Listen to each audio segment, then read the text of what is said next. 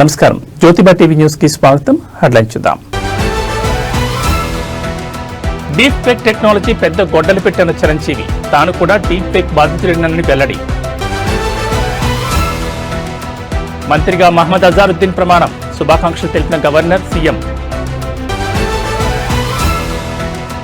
Chittoor mayor దంపతుల హత్య కేసులో సంచలన తీర్పు. 23 మంది నిందితులలో 5గురిని దోషులుగా తేల్చిన న్యాయస్థానం.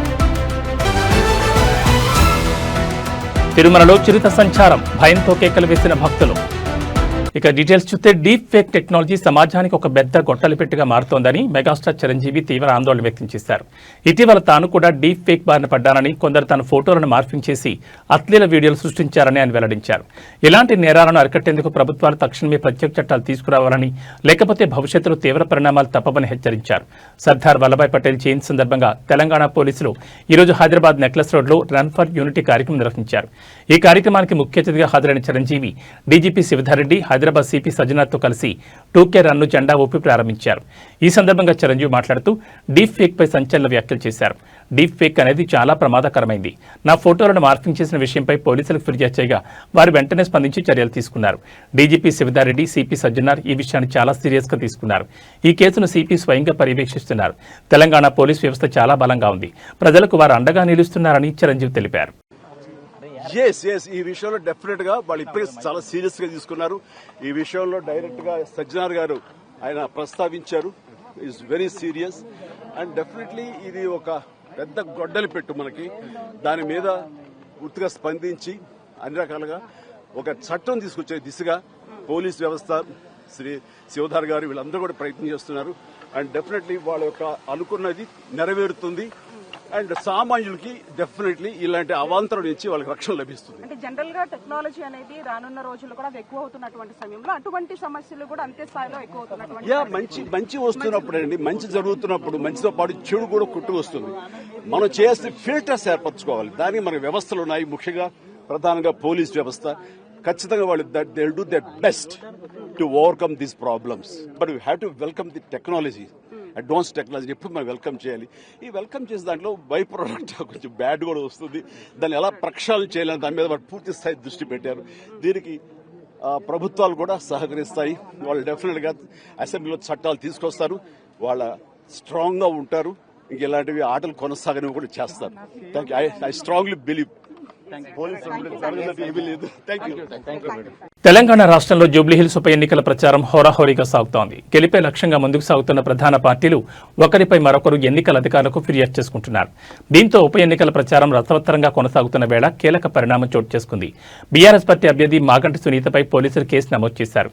ఎన్నికల నియమావళిని ఉల్లంఘిస్తూ బీఆర్ఎస్ పార్టీ గుర్తును ముద్రించిన ఓటర్ స్లిప్లను పంపిణీ చేస్తున్నారని కాంగ్రెస్ పార్టీ ఎన్నికల సంఘానికి ఫిర్యాదు చేసింది.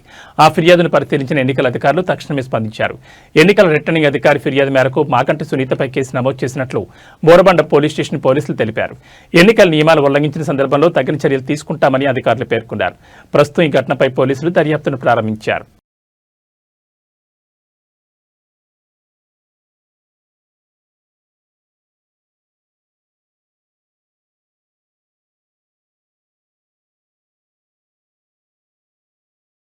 తెలంగాణ రాష్ట్ర మంత్రిగా కాంగ్రెస్ సీనియర్ నేత, భారత జట్టు మాజీ కెప్టెన్ మహమ్మద్ అజారుద్దీన్ ప్రమాణ స్వీకారం చేశారు. ఆయనతో గవర్నర్ జిష్ణుదేవ్ వర్మ ప్రమాణ స్వీకారం చేయించారు. ఇవాళ రాజ్భవన్లోని దర్బార్ హాల్లో జరిగిన కార్యక్రమంలో ముఖ్య అతిథులుగా సీఎం రేవంత్ రెడ్డి, స్పీకర్ గడ్డం ప్రసాద్ కుమార్, శాసనమండలి చైర్మన్ గుత్తా సుఖేందర్ రెడ్డి, పీసీసీ అధ్యక్షుడు మహేష్ కుమార్ గౌడ్, డిప్యూటీ సీఎం మల్లు పట్టి విక్రమార్క పాల్గొన్నారు. అదేవిధంగా మంత్రులు ఉత్తమ్ కుమార్ రెడ్డి, కోమటిరెడ్డి వెంకటరెడ్డి, దామోదర్ రాజనరసింహ, తుమ్మల నాగేశ్వరరావు, పొంగులేటి శ్రీనివాసరెడ్డి, ఇతర మంత్రులు, ప్రభుత్వ సలహాదారులు, సీఎస్ రామకృష్ణారావు, ఎమ్మెల్యేలు, ఎమ్మెల్సీలు, ప్రధాన కార్యదర్శి రామకృష్ణారావు, డీజీపీ జితేందర్ ఈ కార్యక్రమానికి హాజరయ్యారు. ప్రమాణ స్వీకారం చేసిన అనంతరం మహమ్మద్ అజారుద్దీన్ కు గవర్నర్ జిష్ణుదేవ్ వర్మతో పాటు సీఎం రేవంత్ రెడ్డి, మంత్రులంతా ఆయనకు శుభాకాంక్షలు తెలిపారు. సరిగ్గా మధ్యాహ్నం 12:25 ప్రారంభమైన ప్రమాణ స్వీకార కార్యక్రమం కేవలం 9 నిమిషాల్లోనే ముగిసింది. I, Mohammad Azharuddin, do swear in the name of Allah that I will bear true faith and allegiance to the Constitution of India as by law established, that I will uphold the sovereignty and integrity of India, that I will faithfully and conscientiously discharge my duties as Minister for the state of Telangana, and that I will do right to all manner of people in accordance with the Constitution and the law, without fear or favor, affection or ill will. I, Muhammad Azharuddin, do swear in the name of Allah that I will not directly or indirectly communicate or reveal to any person or persons any matter which shall be brought under my consideration or shall become known to me as Minister for the State of Telangana, except as may be required for the due discharge of my duties as such Minister. Jai Telangana, Jai Hind.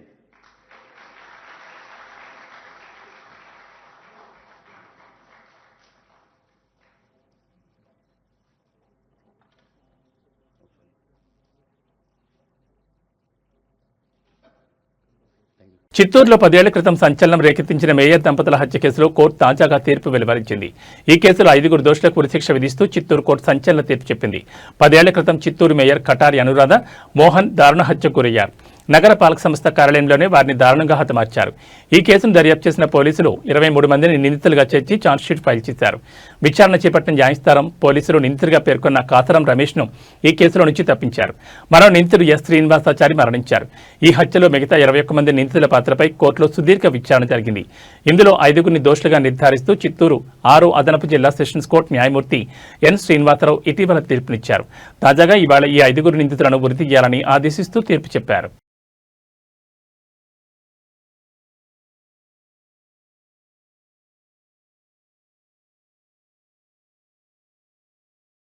కలియుగ దైవం తిరుమలలోని శ్రీవారి మెట్టు మార్గంలో చిరుతపులి సంచారం తీవ్ర కలకలం రేపుతోంది. 150 మెట్టు దగ్గర చిరుత రోడ్డు దాటుతుండగా చూసిన భక్తులు చిరుతను చూసి భయంతో కేకలు వేశారు. ఈ విషయం తెలిసిన అధికారులకు సమాచారం ఇచ్చిన సిబ్బంది దీంతో టీటీడీ ఫారెస్ట్ అధికారులు అలర్ట్ అయ్యారు. ఇక అధికారులు భక్తులను గుంపులుగా పంపుతున్నారు. తిరుమలలో మళ్లీ చిరుత సంచారంతో భక్తుల్లో ఆందోళన కలిగిస్తోంది. మరోవైపు తిరుమల అన్నప్రసాదం ట్రస్ట్కి భక్తుల నుంచి 2300 కోట్ల విరాళంగా అందాయని ఈవో సింఘాల్ తెలిపారు. ఈ ఏడాది ఏప్రిల్ నుంచి ఇప్పటి వరకు 180 కోట్ల విరాళాలు వచ్చాయి. అన్నప్రసాద ట్రస్ట్కి రోజువారీగా ₹1 విరాళంగా అందుతున్నాయి. టీటీడీ ఆధ్వర్యంలోని అన్ని దేవాలయాల్లో అన్నప్రసాద వితరణ ప్రారంభిస్తామని పేర్కొన్నారు. అన్నప్రసాద సముదాయంలో ఉద్యోగుల నియామకంపై కూడా పాలక మండలి నిర్ణయం తీసుకుంది. అన్నప్రసాద ట్రస్ట్ నిధులపై వచ్చే వడ్డీతో ట్రస్ట్ నిర్వహణ చేస్తున్నామని ఈవో సింఘాల్ వెల్లడించారు.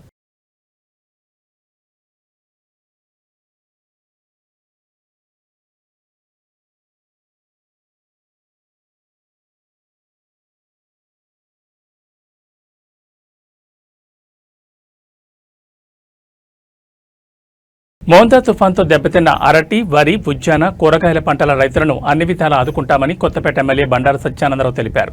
రావులపాలెం మండలం రావులపాడులో ఆయన తుఫాను కారణంగా నష్టపోయిన అరటి తోటలను పరిశీలించారు. అరటి రైతులతో మాట్లాడారు. వారి కష్ట నష్టాలను అడిగి తెలుసుకున్నారు. ఒక్కొక్క అరటి చెట్టుకు 200 వరకు పెట్టుబడి ఖర్చులు అవుతున్నాయని వారి ఎమ్మెల్యేకి తెలిపారు. చెట్లు పడిపోవడంతో పూర్తిగా నష్టపోయామన్నారు. వారి ఆవేదన విని ఎమ్మెల్యే బండారు చలించిపోయారు. తక్షణమే నష్టపోయిన రైతులందరికీ పరిహారం అందే విధంగా నమోదు కార్యక్రమం చేపట్టాలని వ్యవసాయ అధికారులను సిబ్బందిని ఆయన ఆదేశించారు. అరటికి ఎకరాకు 14,000, వరికి ఎకరాకు 8,000, కూరగాయల పంటలకు 10,000 నష్టపరిహారంగా ప్రభుత్వం నిర్ణయించిందని ఆయన రైతులకు తెలిపారు. నష్టపోయిన ప్రతి ఒక్క రైతును ఆదుకోవడం జరుగుతుందన్నారు. అనంతరం తుఫాన్ గాలులకు పడిపోయిన వరి పొలాలను పరిశీలించారు. అంబేద్కర్ కాన్స్టిట్యూన్సీ జిల్లాకు సంబంధించి పి గన్నవరం నియోజకవర్గం, అదేవిధంగా రాజోలు, కొత్తపేట నియోజకవర్గాల్లో ఎక్కువ తుఫాను ప్రభావం చూపింది. వేలాది ఎకరాల్లో వరి నేల కొరిగింది. రైతులు తీవ్రంగా నష్టపోయారు. మన విజువల్స్లో ఇవన్నీ కలిపి ₹1,00,000 పెట్టుబడి వృధా అయిపోతుంది. ఏదో తుఫాన్ దెబ్బకి ఇరిగిపోతే ₹1,00,000 పెట్టుబడి మళ్ళీ తోట బాగు చేసుకోవాలంటే మళ్ళీ 15,000 కౌలు రైతు అయితే మళ్ళీ 40,000 కౌలు పోతుంది. అంటే బాగా ఎన్ని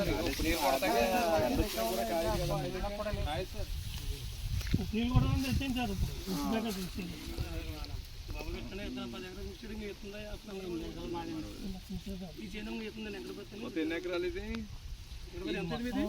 ఇది ఇలాగ 3 ఎకరాలండి ఇస్తుందండి. ఇది ఆయన 4 ఎకరాలండి, ఇది 10 ఎకరాలండి. రావండి పిల్లగా అయిపోతాయి. ఎన్ని నెలలు ఇది? ఏంటంటే 11 నెలలు. 20 రోజులు అయితే ఇంకొక నెల లోపల చెత్త ₹10 చెత్త కూడా కట్టి ఎంత అవుతుంది? 50,000 పెట్టుబడి దాని సరిపోతుంది. ముందుకున్నాం చెప్పు. 32 బస్తాలు రైతు పరిస్థితి అదే. కౌలు తప్పుడు సదుపాయం ఎక్కడ తెస్తారు కౌలు కట్టి చెట్టు చేస్తే ఏముంటది? ఏదో మర్యాదగా ఏదో పరుగు కోసం ఏదో కౌలు రైతు ఏదో చేసుకుంటారో చేసుకుంటుంది మాట్లాడారు. కౌలు రైతులకి ఇప్పుడు మా రైతు కాకుండా పెట్టుబడి ఎవరు పెడితే వాళ్ళు పంటకు పెట్టుబడి ఎవరు పెడితే వాడికి అందేలా చేయమంటున్నాం. అది ఏదో ఎలా చేయాలో గవర్నమెంట్ ద్వారా అదో మీ పేర్లు మీ అకౌంట్ నెంబర్లు పెట్టి డబ్బులు కూడా అసలు రైతు కాకుండా కౌలు రైతు అకౌంట్లో పడేలా చేయాలి. కౌలు అన్నీ అది తీసుకురమ్మని అడుగుతున్నాం. ఇప్పుడు అవుతుందా అంటే రాబడి 750 కదా ఎక్కడైనా పార్టీ మనం 800 పార్టీ 750కి మరి ఇంచుకు 50,000 పెట్టుబడి అంటే ఇంచుమించు కదా 800 రూపాయలు 80 రూపాయలు 180 నుంచి 200 రూపాయలకి ఎడుతుంది మనకి. ఇది తయారీ ఇలా ఈ రకం రావడానికి గెల తయారయ్యి మనం గెల ఉబ్బడి చేసుకునేటప్పటికి గెల తిప్పుకునేటప్పుడు 200 రూపాయలు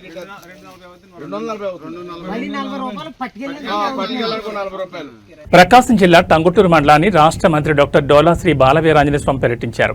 ఆయన అనంతవరపు గ్రామంలోని నీటిలో మునిగిన ఎస్టీ కాలనీలో పర్యటించి స్థానిక ప్రజల సమస్యలను అడిగి తెలుసుకున్నారు. తక్షణమే సమస్యలు పరిష్కరించాలని అక్కడ అధికారులను ఆదేశించారు. అనంతరం మంత్రి మల్లవరప్పాడులో పర్యటించి వరద ఉధృతికి గురైన కారు మంచి రోడ్డును పరిశీలించారు.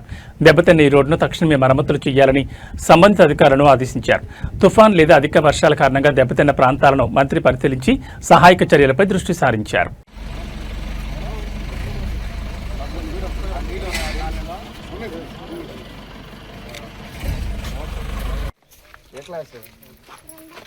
రెండో క్లాస్ ఎవరో పిల్లమ్మ ఎంతమంది పిల్లలు? 5 డబ్బులు వచ్చినాయి. మన బడికి ఎంతమంది వెళ్తున్నారు? ముగ్గురికి వచ్చి మిగతా 2 ఎందుకు వెళ్ళట్లేదు? చిన్నపిల్ల పెద్దల ఏం ఎంత వయసు? బడి మానేసారా ఏందండు? ఆ ట్రాన్స్పోర్ట్ అవతలనే ఉండదు కానీ ఈ అవసరం ఏ బడి వచ్చినా మొత్తం బడి పెట్టి కింద పడిపోయింది. అది సార్ అబ్బాయి బయట పడిన అబ్బాయి కానీ సార్ అలాగే పొట్టేళ్ళు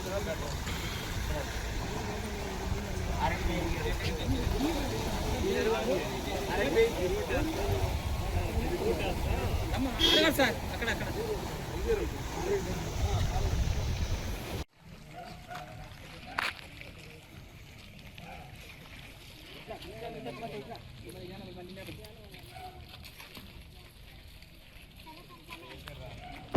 మహిళల ప్రపంచ కప్ 2025లో భాగంగా గురువారం ఆస్ట్రేలియాతో జరిగిన రెండవ సెమీఫైనల్లో భారత్ రికార్డు విజయం సొంతం చేసుకుంది. 339 పరుగుల లక్ష్యాన్ని భారత్ ఛేదించింది. జెమీమా రోడ్రిగ్స్ అజేయంగా 127 పరుగులు చేసి భారత్ విజయంలో కీలక పాత్ర పోషించింది. కెప్టెన్ హర్మన్ప్రీత్ కౌర్, దీప్తి శర్మ, రిచా ఘోష్, అమన్జోత్ కౌర్ చెలరేగడంతో డివై పాటిల్ స్టేడియంలో భారత్ 5 వికెట్ల తేడాతో గెలిచింది. ఇక ఆదివారం జరిగే ఫైనల్లో దక్షిణాఫ్రికాతో భారత్ తలపడనుంది. ఈ విజయంతో భారత్ పలు ప్రపంచ రికార్డులను ఖాతాలో వేసుకుంది.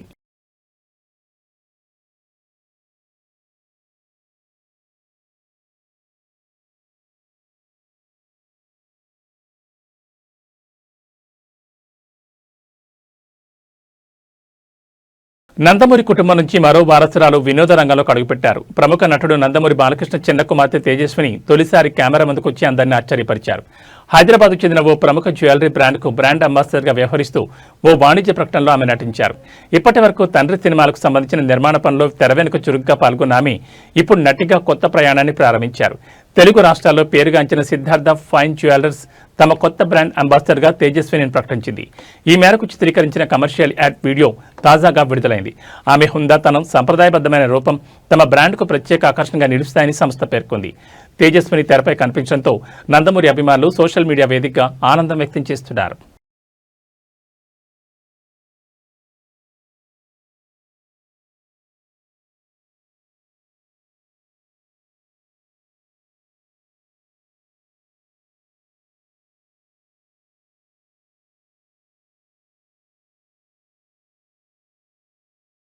ఏవీ బులెటిన్ విశేషాలు మరో బులెటిన్లో మళ్ళీ కలుసుకుందాం. నమస్కారం.